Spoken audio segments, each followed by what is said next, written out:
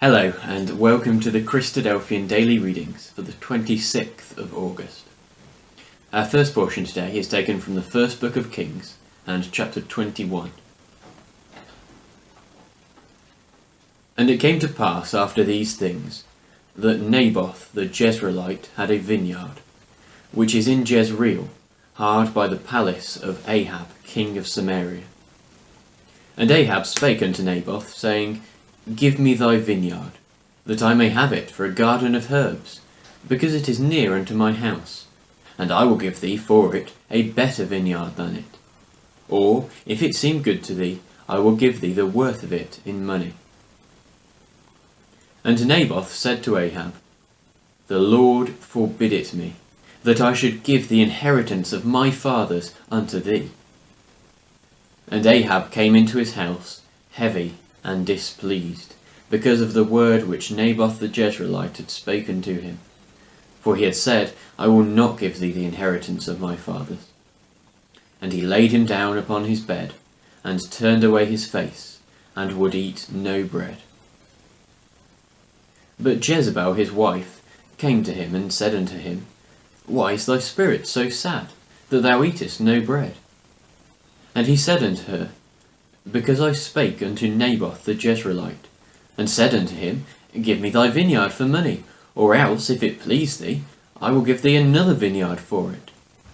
And he answered, I will not give thee my vineyard. And Jezebel his wife said unto him, Dost thou now govern the kingdom of Israel? Arise, and eat bread, and let thine heart be merry. I will give thee the vineyard of Naboth the Jezreelite. So she wrote letters in Ahab's name, and sealed them with his seal, and sent the letters unto the elders and to the nobles that were in the city, dwelling with Naboth. And she wrote in the letters, saying, Proclaim a fast, and set Naboth on high among the people, and set 2 men, sons of Belial, before him, to bear witness against him, saying, Thou didst blaspheme God and the king, and then carry him out, and stone him, that he may die. And the men of his city, even the elders and the nobles who were the inhabitants in his city, did as Jezebel had sent unto them, and as it was written in the letters which she had sent unto them. And they proclaimed the fast, and set Naboth on high among the people. And there came in 2 men, children of Belial, and sat before him. And the men of Belial witnessed against him, even against Naboth, in the presence of the people, saying, Naboth did blaspheme God and the king. Then they carried him forth out of the city, and stoned him with stones, that he died. And it came to pass, when Jezebel heard that Naboth was stoned, and was dead, that Jezebel said to Ahab, Arise, take possession of the vineyard of Naboth the Jezreelite, which he had refused to give thee for money. For Naboth is not alive, but dead. And it came to pass, when Ahab heard that Naboth was dead, that he rose up to go to the vineyard of Naboth the Jezreelite, to take possession of it.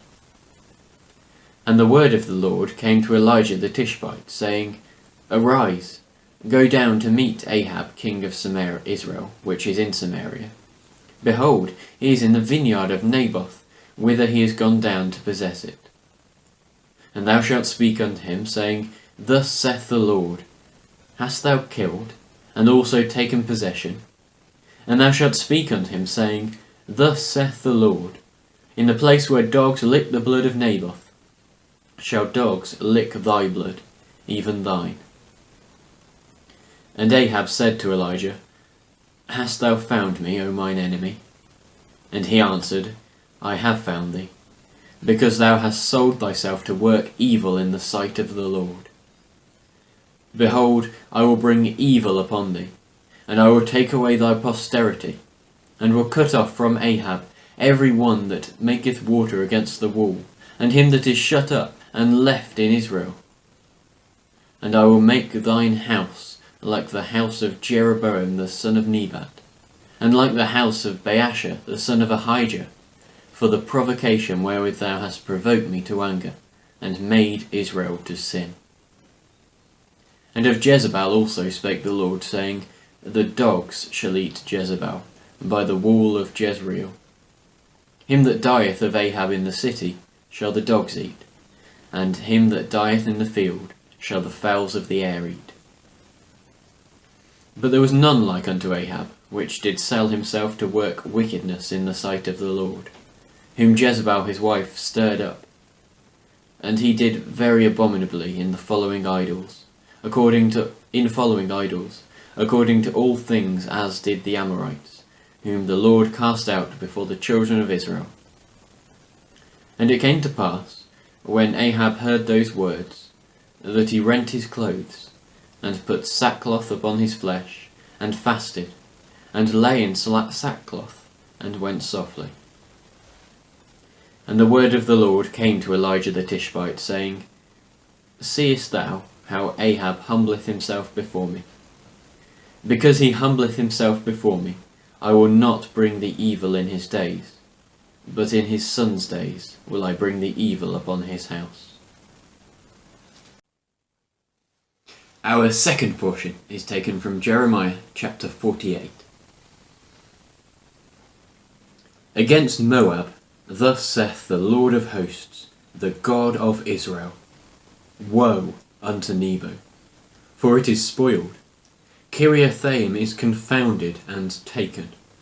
Misgab is confounded and dismayed. There shall be no more praise of Moab. In Heshbon they have devised evil against it. Come and let us cut it off from being a nation. Also thou shalt be cut down, O madmen. The sword shall pursue thee. A voice of crying shall be from Horonaim, spoiling and great destruction. Moab is destroyed. Her little ones have caused a cry to be heard. For in the goings up of Luhith, continual weeping shall go up.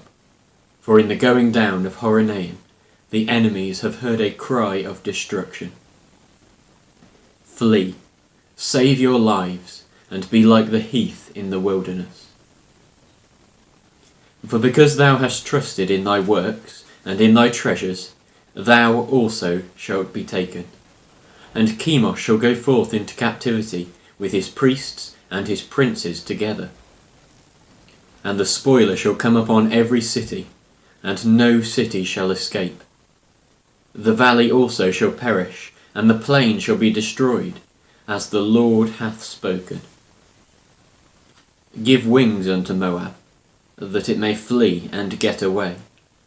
For the cities thereof shall be desolate, without any to dwell therein. Cursed be he that doeth the work of the Lord deceitfully, and cursed be he that keepeth back his sword from blood. Moab hath been at ease from his youth, and he hath settled on his lees, and hath not been emptied from vessel to vessel, neither hath he gone into captivity. Therefore his taste remained in him, and his scent is not changed. Therefore, behold, the days come, saith the Lord, that I will send unto him wanderers, that will cause him to wander, and shall break his vessels, and break their bottles. And Moab shall be ashamed of Chemosh, as the house of Israel was ashamed of Bethel, their confidence. How say ye, We are mighty and strong men for the war? Moab is spoiled, and gone up out of her cities, and his chosen young men are gone down to the slaughter, saith the King, whose name is the Lord of hosts. The calamity of Moab is near to come, and his affliction hasteth fast. All ye that are about him, bemoan him, and all ye that know his name, say, How is the strong staff broken, and the beautiful rod? Thou, daughter, that dost inhabit Dibon, come down from thy glory, and sit in thirst. For the spoiler of Moab shall come upon thee, and he shall destroy thy strongholds. O inhabitant of Aroer, stand by the way, and espy. Ask him that fleeth, and her that escapeth, and say, What is done? Moab is confounded, for it is broken down. Howl and cry, tally it in Arnon, that Moab is spoiled.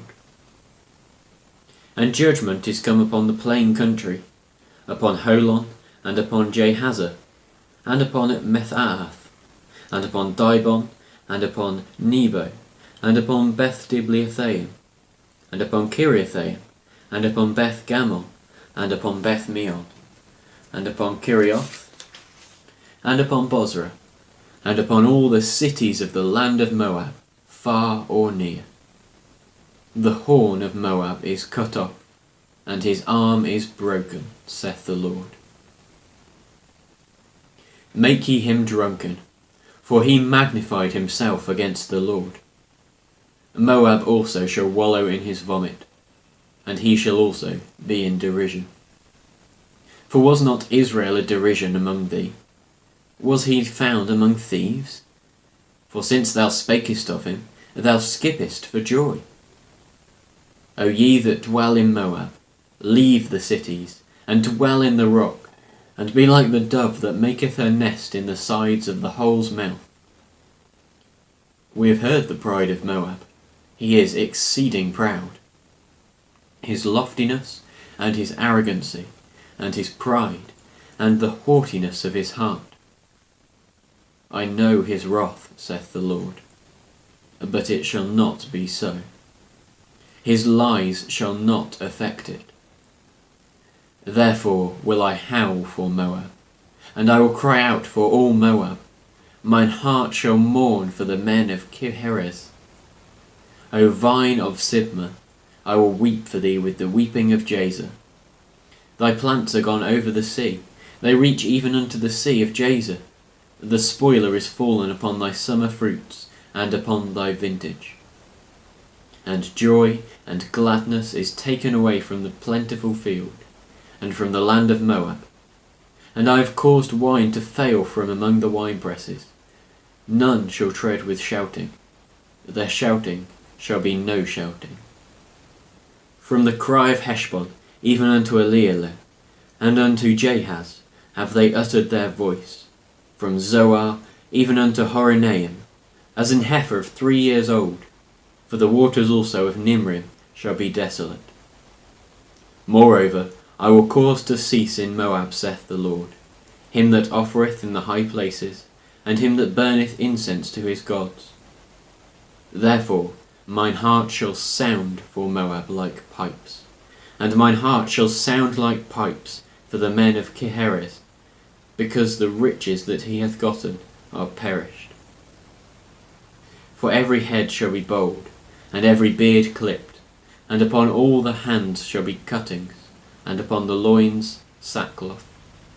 There shall be lamentation generally upon all the housetops of Moab, and in the street thereof. For I have broken Moab like a vessel wherein is no pleasure, saith the Lord. They shall howl, saying, How is it broken down? How hath Moab turned the back with shame? So shall Moab be a derision and a dismaying to all them about him.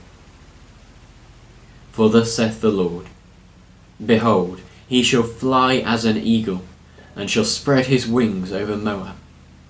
Kirioth is taken, and the strongholds are surprised, and the mighty men's hearts in Moab at that day shall be as the heart of a woman in her pangs.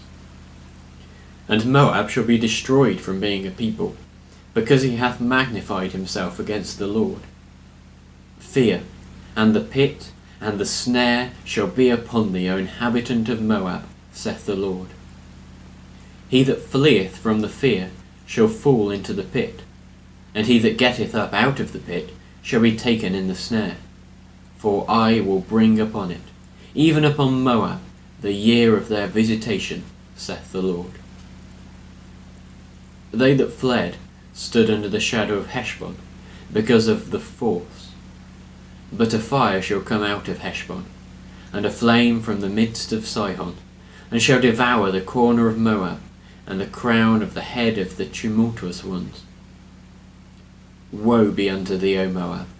The people of Chemosh perisheth, for thy sons are taken captives, and thy daughters captives. Yet I will bring again the captivity of Moab in the latter days, saith the Lord. Thus far is the judgment of Moab. Our third portion today is taken from 1 Corinthians chapter 7. Now concerning the things whereof ye wrote unto me, it is good for a man not to touch a woman. Nevertheless, to avoid fornication, let every man have his own wife, and let every woman have her own husband. Let the husband render unto the wife due benevolence, and likewise also the wife unto the husband. The wife hath not power of her own body, but the husband. And likewise also the husband hath not power of his own body, but the wife. Defraud ye not the other, except it be with consent for a time, that ye may give yourselves to fasting and prayer, and come together again, that Satan tempt you not for your incontinency. But I speak this by permission, and not of commandment. For I would that all men were even as I myself. But every man hath his proper gift of God, one after that manner, and another after that.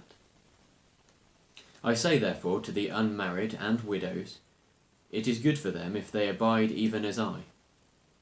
But if they cannot contain, let them marry, for it is better to marry than to burn.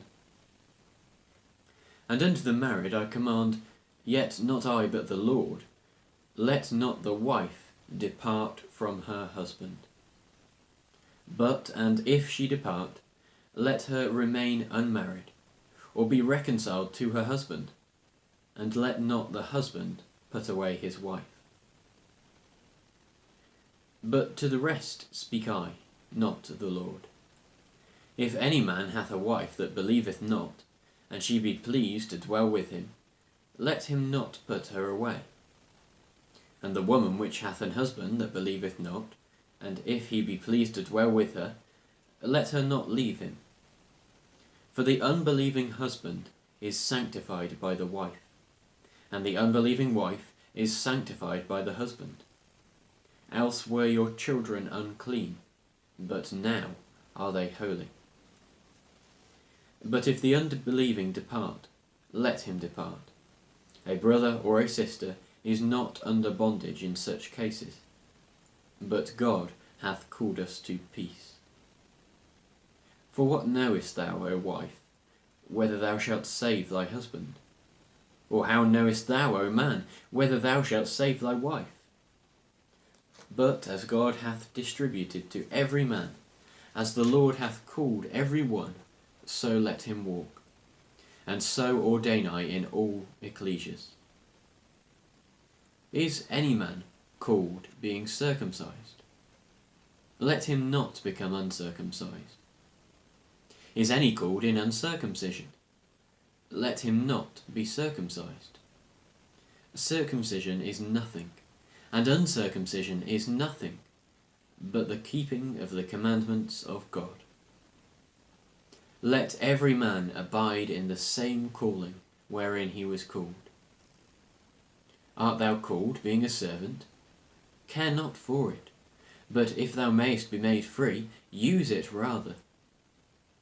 But he that is called in the Lord, being a servant, is the Lord's free man. Likewise also, he that is called being free, is Christ's servant. Ye are bought with a price. Be not ye the servants of men. Brethren, let every man, wherein he is called, therein abide with God.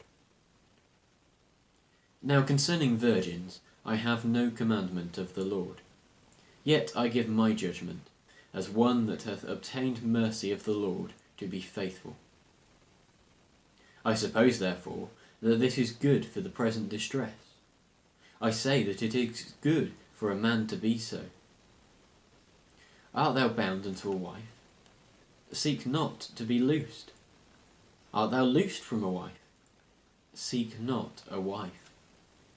But and if thou marry, thou hast not sinned. And if a virgin marry, she hath not sinned. Nevertheless, such shall have trouble in the flesh. But I spare you. But this I say, brethren, the time is short. It remaineth that both they that have wives be as though they had none, and they that weep as though they wept not, and they that rejoice as though they rejoice not, and they that buy as though they possess not, and they that use this world as not abusing it, for the fashion of this world passeth away. But I would have you without carefulness. He that is unmarried careth for the things that belong to the Lord, how he may please the Lord. But he that is married careth for the things that are of the world, how he may please his wife. There is a difference also between a wife and a virgin. The unmarried woman careth for the things of the Lord, that she may be holy both in body and in spirit. But she that is married careth for the things of the world, how she may please her husband. And this I speak for your own profit, not that I may cast a snare upon you, but for that which is comely, that ye may attend upon the Lord without distraction. But if any man think that he behaveth himself uncomely towards his virgin, if she pass the flower of her age, and need so require, let him do what he will. He sinneth not. Let them marry.